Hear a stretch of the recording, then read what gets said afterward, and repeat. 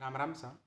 हम एक सीरीज चला रहे थे जिसके अंतर्गत यूपीएससी मेंस का जो एग्ज़ाम है उसकी बुक लिस्ट क्या क्या हो सकती है और किस तरीके से आप वैल्यू एडिशन कर सकते हैं और कैसे दूसरों से आप एक्सरसाइज ले सकते हैं उसके बारे में बात कर रहे थे। तो GS 1 और GS 2 जो है कंप्लीट हो चुके थे। आज हम जिसके बारे में बात करेंगे वो है आपका GS 3। और GS 3 में जो सेक्शन है वो है आपके इकोनॉमिक्स का, कि इकोनॉमिक्स के लिए आपको जो किस बुक लिस्ट को जो फॉलो करना चाहिए और उसका सिलेबस क्या क्या है। तो बुक लिस्ट से पहले कुछ बेसिक चीज़ें हमें पता होनी चाहिए कि जो GS 3 का इकोनॉमिक्स पार्ट है वहाँ से 4 सवाल आपके जो पूछे जाते हैं। 2 सवाल होते हैं आपके 10-10 नंबर के और 2 सवाल जो होते हैं आपके 15-15 नंबर के होते हैं। और इस तरीके से टोटल जो 50 नंबर की जो है वो इकोनॉमिक्स आपके पूछी जाती है। प्रीलिम्स में जो है करीब 15 के आसपास एवरेज जो सवाल पूछे जाते हैं, यानी कि 30 नंबर के आसपास चीज़ें होती है। और यहाँ पर करीब जो 50 नंबर के हैं। लेकिन प्रीलिम्स में जो इकोनॉमिक्स का जो पोर्शन पूछा जाता है और जो मेंस में पूछा जाता है उसमें काफ़ी ज़्यादा फर्क है, ये ध्यान रखें आप। तो इसलिए जो है 50 नंबर की है, तो इसलिए इकोनॉमिक्स की जो वेटेज जो काफ़ी ज़्यादा है और आपको अच्छे से जो पढ़ना है। और जब आप प्रीलिम्स के वक्त पढ़ोगे, क्योंकि साथ साथ में होती है प्रिपरेशन, तो उस वक्त आपको अपना जो दिमाग है वो मेंस के लिए भी प्रिपेयर साथ साथ में कर लेना है कि मेंस में किस किस तरह के जो है सवाल आ सकते हैं और नहीं आ सकते हैं। और ये सवाल भी फिक्स होते हैं यहाँ पर कि पहला और दूसरा सवाल जो 10-10 नंबर के होते हैं वो इकोनॉमिक्स के होंगे, और 11वां और जो 12वां सवाल जो 15-15 नंबर के होंगे वो इकोनॉमिक्स के होंगे। तो ये ध्यान रखें आप। अब हम देखते हैं कि इसकी क्या बुक लिस्ट होनी चाहिए जो आपको फॉलो करनी चाहिए। तो सबसे पहले तो आपको 11वीं क्लास की एनसीईआरटी पढ़नी है, जो प्रीलिम्स के लिए भी पढ़नी है और मेंस के दोनों के लिए पढ़नी है। और यहाँ से जो आपका मेंस का बड़ा जो है पोर्शन जो प्रिपेयर हो जाएगा, बेसिक उसका आपको चीज़ें जो समझ में आनी शुरू हो जाएगी। 11वीं क्लास की एनसीईआरटी जो प्रीलिम्स में तो बहुत कम काम आती है, लेकिन मेंस में सच में काफ़ी ज़्यादा काम आती है, इसलिए इसको आप स्किप ना करें। इसके बाद में आपको क्या करना है, मुन्नाल सर के जो नोट्स हैं वो आपको पढ़ लेने। और मैंने तो वो पढ़े थे, लेकिन हिंदी मीडियम के लिए थोड़ी सी दिक्कत हो सकती है, क्योंकि उनके नोट्स जो हैं आधे इंग्लिश में आधे हिंदी में, तो वहाँ पर प्रॉब्लम हो सकती है कई सारे बच्चों को।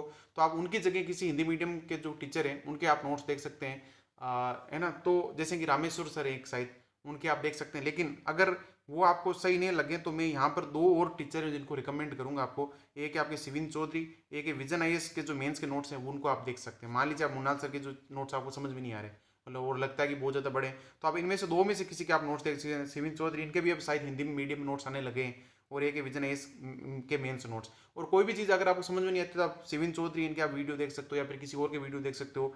और मैं ये जरूर कहूँगा कि किताबें तो आपको पढ़नी है, खुद से पढ़नी, सेल्फ स्टडी 100% करनी है।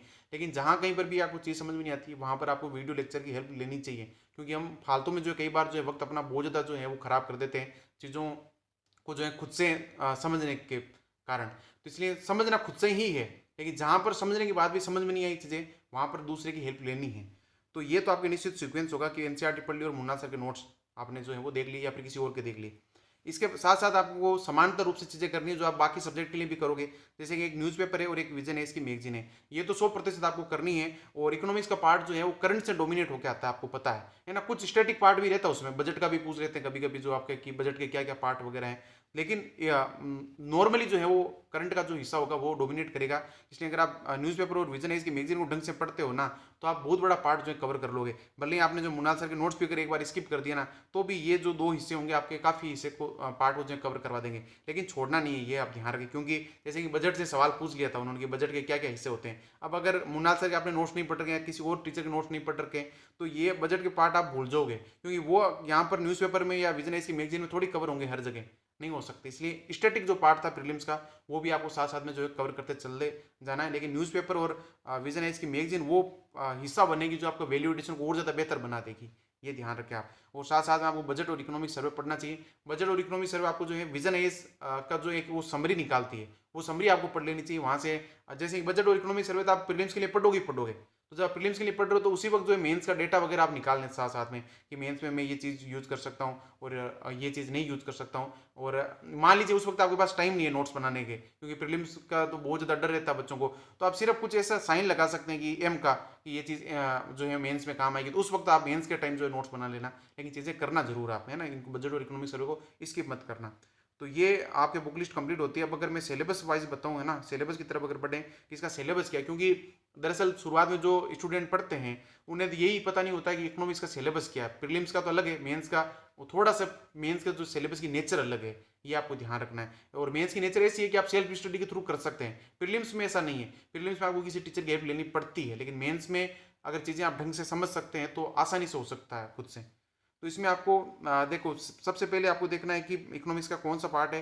जैसे कि शुरू के ये 3 पॉइंट, और ये बीच के जो 3 पॉइंट, 2 पॉइंट ये और 1 पॉइंट ये वाला पार्ट जो है आपके इकोनॉमिक्स का है, और इस इकोनॉमिक्स में जो है ना कि जो कोर इकोनॉमिक्स मानी जाती है, बाकी एग्रीकल्चर वगैरह को भी जो इकोनॉमिक्स का हिस्सा मान लेते हैं, लेकिन मैंने यहाँ पर जो इकोनॉमिक्स को एग्रीकल्चर को जो इकोनॉमिक्स का हिस्सा एक बार के लिए नहीं माना है, ताकि चीज़ें आपको जो है अलग से समझ में आए। तो अभी कोर हिस्से को जो होता है इकोनॉमिक्स का, जो आपके परंपरागत हिस्सा होता है, उसी के बारे में हम बात करें। एग्रीकल्चर के लिए हम जो है अलग से मैं जो है वो वीडियो जो आपके लिए बना दूंगा। तो यहाँ पर देखो कि पहला है कि भारतीय अर्थव्यवस्था, योजना, संसाधनों को जुटाने, प्रगति, विकास, रोजगार संबंधित विषय, ये न्यूज़पेपर में खूब आते हैं। मुनाल सर के नोट्स में आपको खूब मिलेंगी, विजनेस की मैगजीन में खूब मिलेंगे, और जो आपके एनसीईआरटी वहाँ पर हर जगह जो है चीज़ें लिख रखी है कहीं ना कहीं, तो आपको वो चीज़ें जरूर वहाँ से कवर करनी। बुक लिस्ट में मैंने पहले बता दिए, समावेशी विकार विषय, उत्पन्न विषय, जितने सोर्स मैंने बताए सब जगह आपको मिलेंगे, और अच्छे से अच्छी चीज़ें मिलेंगी आपको। लेकिन न्यूज़पेपर को स्किप नहीं करना, ये ध्यान रखना। अच्छा डेटा, अच्छे एग्जाम्पल वहीं से मिलेंगे। उसके बाद है सरकारी बजट। मुनाल सर के नोट्स आप पढ़ोगे तो वहाँ से बजट आपको समझ में आएगा। और इसी बजट पर जो है एक बार सीधा सवाल पूछा गया था, और बहुत ज़्यादा स्टैटिक पा था, यानी कि प्रीलिम्स के अगर आपको नोट्स याद नहीं है तो आप वहाँ पर 0 नंबर तक आ सकते थे। इसके साथ में क्या कि उदारीकरण का अर्थव्यवस्था पर क्या प्रभाव पड़ा है, और औद्योगिक नीति में जो है परिवर्तन और औद्योगिक विकास पर इनका प्रभाव एनसीईआरटी में बहुत अच्छी तरीके से दे रखा है, और मुन्नाल सर के नोट्स में भी है, तो आपको चीज़ वहाँ से देखनी है। और साथ साथ में जब आप न्यूज़पेपर पढ़ोगे ना, तो आपको एक सिंपल अंडरस्टैंडिंग आ जाएगी चीज़ों की। और जैसे कि मैं उस दौर में जो है साथ साथ में वीडियो भी देखता था, वो था आपके आर एस टीवी पर जो है अर्थ नीति नाम से एक प्रोग्राम आता था। अब लेकिन वो प्रोग्राम सारे बंद हो चुके हैं, क्योंकि वो सांसद टीवी बन चुका है, इसलिए वो उस लेवल के प्रोग्राम अब नहीं आ पा रहे हैं, है ना। वो कहीं ना कहीं मुझे खुद जो है कमी जो है वो खटकती है एक तरीके से।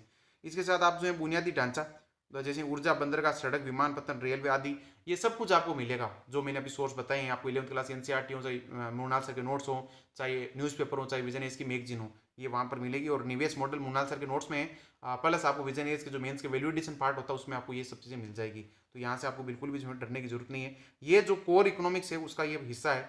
अगले पार्ट में हम जो है एग्रीकल्चर के बारे में बात करेंगे, और एग्रीकल्चर आपको ये ध्यान रखना है कि ज्योग्राफी के हिस्से से भी मैच करती है, और इकोनॉमिक्स के हिस्से से भी मैच करती है। ये दोनों चीज़ें आपको साथ साथ में जो है वो रखनी है। और बाकी आज के लिए मेरी तरफ से राम राम सा।